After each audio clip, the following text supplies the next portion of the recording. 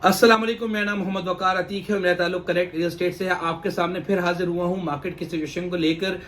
Dollar रुपये की ठीक ठाक पिटाई कर रहा है और ऐसी कंडीशन में हमारे ओवरसीज पाकिस्तानी बहुत घबराहट में है। वो लोग जिन्होंने यहाँ पैसे नहीं भेजे वो तो बस बल्ले बल्ले भाई, इसको टेंशन वाली बात ही नहीं है ना। उनकी जो 1 करोड़ था वो 1 करोड़ 5 लाख हो गया अब रुपये के बद में। लेकिन एज कम्पेयर टू सिचुएशन अगर हम देखा जाए तो बहुत ज्यादा परेशान है, घबराहट में है पाकिस्तान की सिचुएशन को देखकर। लेकिन वो लोग जिन्होंने अपनी मनी जो पैसे हैं वो चेंज करवा लिए पाकिस्तानी रुपये में, वो बहुत हद तक परेशान है और तकरीबन ये क्लेम करते हैं कि 7-8 लाख रुपए हर बंदे ने वहां पे नुकसान किया है। लेकिन अल्हम्दुलिल्लाह ये बात मैं एक दफा नहीं कई दफा रिपीट कर चुका हूं कि हमारी प्रॉपर्टी की मार्केट ने as compare to stock market और मनी एक्सचेंज मार्केट के हमारी मार्केट ने बहुत अच्छा परफॉर्म किया है। मैच्योरिटी का सबूत दिया है। कोई अगर आती भी रही न्यूज तो उसके साथ मार्केट क्रैश नहीं की। ये ऐसी ही मिसाल है कि जैसे हमारे यहाँ बैरिटॉन कराची के गेट को आग लगी थी, हमारी मार्केट ने रिएक्ट नहीं किया था, अल्हम्दुलिल्लाह पॉजिटिव रिएक्ट किया था। इसी तरह से आज भी अल्हम्दुलिल्लाह ज्यादातर ओवरसीज का पैसा लगा हुआ है। वो परेशान जरूर होते हैं कि 1,65,000 रुपए के लिहाज से पैसा यहाँ भेजा हुआ था, वो आज 95 रुपए का हो चुका है, हमें क्या रिटर्न मिल रहा है। तो अल्हम्दुलिल्लाह ये बात मुझे कहते हुए कोई शक नहीं होता, कोई घबराहट नहीं होती कि अगर वो पैसा वहां रखते भी तो बढ़ता नहीं, लेकिन यहाँ की प्रॉपर्टी 3 साल में डबल हो जाती है। पाकिस्तान के अलावा ऐसी कोई लोकेशन नहीं है जहां प्रॉपर्टी आपको इतना कमा के दे, कोई भी ऐसी जगह नहीं है। कनाडा ले लें, अमेरिका ले लें, यूके ले लें, वहां पर भी 10-10 साल में जाके पैसा डबल होता है। आपको बकायदा हुज्जत करनी पड़ती है, मेहनत करनी पड़ती है, होटल मोटेल लेने पड़ते हैं, उसके बाद जाकर उसको आप रिकंस्ट्रक्ट करते हैं, रेनोवेट करते हैं, फिर बेचते हैं, जब जाके आपको रिटर्न मिलता है। जबकि यहाँ पे ऐसा नहीं है, प्रॉपर्टी लो छोड़ दो। एज कंपेयर टू देखा जाए इकोनॉमी के लिए हमारे लिए बहुत नुकसानदेह बात है। लेकिन अल्हम्दुलिल्लाह यहाँ जो भी बंदा पैसा भेजता है वो प्रॉपर्टी में इन्वेस्ट करता है और प्रॉपर्टी सॉलिड खड़ी हुई है, घबराहट नहीं है मार्केट में। आप लोग पाकिस्तान से बाहर बैठे हुए सोचते हैं यहाँ क्या कंडीशन होगी, घबराने की जरूरत नहीं है, कोई परेशानी की बात नहीं है। मैं जब बात करता हूं मार्केट में तो कोई बंदा ये नहीं बोलता कि मैं अपने माल बेचूं और डॉलर खरीद लूं, ऐसा नहीं है।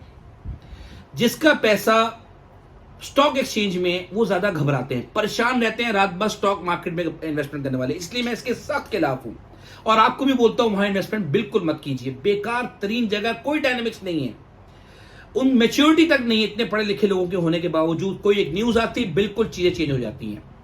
जबकि अल्हम्दुलिल्लाह प्रॉपर्टी ने ऐसे रिएक्ट नहीं किया। क्रैश भी हो सकती थी मार्केट, डीएचसीटी कराची की मार्केट 1,20,18 पे चली गई, वो क्रैश भी हो सकती थी, नहीं हुई अल्हम्दुलिल्लाह। बताने का मकसद ये अल्हम्दुलिल्लाह अगर आपके पैसे यहां पाकिस्तानी रुपये में मौजूद हैं, कन्वर्ट हुए हुए हैं, तो उसको प्रॉपर्टी में कन्वर्ट कीजिए। ये राइट टाइम है कि इस घबराहट में भी अगर प्रॉपर्टी नीचे नहीं आ रही ना तो सोचिए कितनी मजबूत मार्केट है। और अगर आपका पैसा करेंसी में रखा हुआ है, किसी फॉरेन एक्सचेंज में रखा हुआ है, तो फिलहाल उसको अभी कन्वर्ट मत कराइए, चाहे वो आप बाहर बैठे हुए हों, चाहे पाकिस्तान में ही वो अगर चेंज हुआ वो। लोग मुझसे पूछते हैं प्रॉपर्टी को बेच के हम कोई स्टॉक आपका ये मनी एक्सचेंज में या कोई किसी करेंसी में चेंज करवा लें। देखिए मैंने कभी भी इस चीज को प्रेफर नहीं किया, ना मैं ये खुद करता हूं, ना मैं किसी को प्रेफर करता हूं, क्योंकि आप अपने मुल्क के साथ दुश्मनी कर रहे हैं। बजाय ये कि हमें यहाँ पे पैसे देने के हम उसको स्टोर कर रहे हैं, नहीं, कतन नहीं, कतन ये मैं काम नहीं करूंगा। हाँ, अगर आपके पैसा ऑलरेडी पड़ा हुआ है उसको आप कन्वर्ट ना करिए, वो आपकी मर्जी है, हो सकता है वो आपको नफा कमा के दे दे। लेकिन प्रॉपर्टी को बेच के ऐसे लोगों की किसी की सोच नहीं। मेरी बात हुई टाइल वालों से, मैंने कहा क्या कर रहे हैं आप लोग, क्या अपनी टाइल बेच के डॉलर खरीद रहे हैं? कह रहे नहीं भाई, माल खरीद रहे हैं, कल को सारा माल महंगा हो जाएगा। अच्छा, धागे वाले से पूछा क्या कर रहे हैं? भाई मैं धागा खरीद रहा हूँ। कपड़े वाला कपड़े खरीद रहा है, कलर वाला कलर खरीद रहा है, केमिकल वाला केमिकल खरीद रहा है। जिसकी जो कॉस्ट है उसको पता आगे जाके महंगी हो जाएगी, वो खरीद रहा है। हम सरिया खरीद रहे हैं, हमें पता है सरिया महंगा हो जाएगा। अगर डॉलर सही नहीं रहेगा तो सरिया महंगा होगा, सीमेंट महंगा होगा, टाइल महंगी होगी, कोई भी उसके 70 जितनी भी इंडस्ट्रीज हैं वो सब महंगा हो जाएगा माल। हम पहले से परचेसिंग कर रहे हैं, बजाय कि डॉलर में कन्वर्ट करने की। कोई भी बंदा अक्लमंद, समझदार, दाना इंसान, कोई भी बंदा डॉलर में चेंज नहीं कर। और आज के दौर में डॉलर को कन्वर्ट करना, उसको खरीदना इतना आसान भी नहीं है। और फिर मैंने ये हमेशा देखा है, जैसी IMF की बारी आती है उसकी न्यूज आती है, सऊदी अरब से मामला हुए हमारे, उसके बाद चाइना से मामला होते, जैसी कोई न्यूज आती है डॉलर बेचने वाली होती है, खरीदने वाला नहीं होता, क्योंकि एकदम से रेट नीचे आता है। 5-5, 6-6 रुपए का भी डिफरेंस आया था कि इंटर बैंक का रेट ऊपर होता है और बाकी ओपन मार्केट का रेट नीचे आता है। ऐसा भी मैंने देखा है, हुआ है, इमरान खान के दौर में ऐसा भी हुआ है। तो आप आज भी, कल भी ऐसा हो सकता है, क्योंकि रेट बहुत बढ़ चुका है। एक न्यूज आएगी, सब चीज चेंज हो जाएंगी। अपने दिमाग को, जहन को बिल्कुल स्ट्रेट रखिए। अगर इन्वेस्टमेंट करने का सोचा हुआ है, पैसे कन्वर्ट करवा चुके हैं, तो प्रॉपर्टी को परचेज कीजिए। आज एक बेहतरीन टाइम है। एक सवाल मेरे एंड यूजर ने किया था, वो ये किया था कि वकार भाई, अगर आप ये कहते हैं सप्लाई और डिमांड का मैकेनिज्म सेम है, तो फिर हर लोकेशन में कैसे एक चीज अवेलेबल होती है? यहां पे ठीक ठाक सेलर मौजूद होता है, हर किसी को बायर लग जाता है। होता यह है कि जो बंदा घबराहट में होता है, उसको फौरन बेचना होता है, वो नीचे करके बेच देता है। जो बंदा जल्दी में होता है, तेजी में होता है, वो जल्दी और मैक्सिमम प्राइस में परचेस कर लेता है। किसी को जल्दी नहीं है परचेस करने में, किसी को जल्दी नहीं है बेचने में, वो अपनी प्राइस में बेच के जाता है सुकून से। अब एक बंदा मुझसे कह रहा है कि वकार, एक और दूसरा सवाल, पाकिस्तान में आपको प्रॉपर्टी परचेस करते हैं और फिर वो हमें कई प्रॉपर्टीज हमें जो है वो कमा के नहीं देती। देखिए आप, ये बहुत जरूरी है, अक्सर लोग प्रॉपर्टी परचेस करते हैं एंड यूजर बनकर। कोना परचेस कर लिया मैक्सिमम प्राइस में, क्यों भाई? आपने वहां रहना है, क्यों ले रहे हैं भाई कॉर्नर? क्या वजह है? मुझे जी कॉर्नर ही चाहिए, ये नहीं पता कि बेहडोन में कॉर्नर ले रहे हैं, एक्स्ट्रा लैंड के पैसे देने पड़ेंगे आपको। सब लोग बताते हैं। आपको एक अच्छा डीलर मिलना जरूरी है, जो आपको पढ़े लिखे अंदाज में एनालाइज करके समझा सके। इसीलिए आपसे बात कर रहा हूं, जब भी कोई प्रॉपर्टी परचेस कीजिए, लोकेशन तो देखिए, ये भी देखिए कि वो फौरन बिक जाएगा और कहीं वो कमर्शियल के पास तो नहीं आ रहा। डीएचटी में तो खास तौर पे देखा जाता है, कहीं वो लूप रोड पे है तो उसके रोड के पैसे तो नहीं देने पड़ेंगे। 32 में हम प्लॉट लेते हैं तो गलियों के प्लॉटों को ज्यादा प्रेफर करते हैं, क्यों?